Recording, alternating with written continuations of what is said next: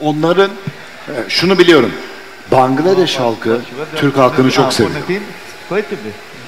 বাংলাদেশিরা তুর্কির মানুষদেরকে অনেক ভালোবাসে, এটা উনি জানেন। Bu yüzden thank you so much.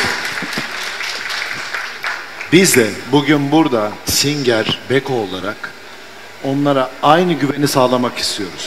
Nasıl Kuruluş Osman'ı çok seviyorlar. Bugün gördük.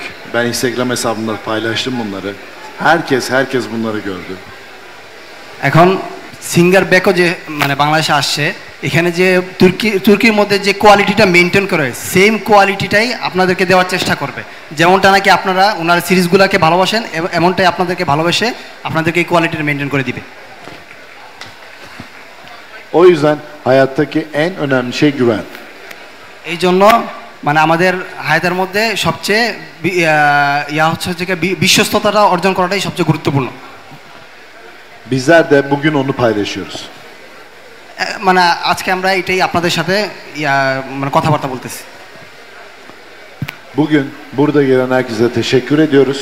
O yüzden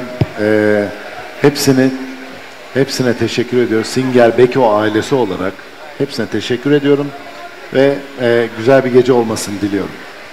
আপনাদেরকে অনেক অনেক ধন্যবাদ জানাচ্ছে এবং এই সিঙ্গার বেকোর থেকে আপনাদেরকে আরও বেশি অনেক ধন্যবাদ জানাচ্ছে। আপনার জন্য আপনার পাশে থাকেন।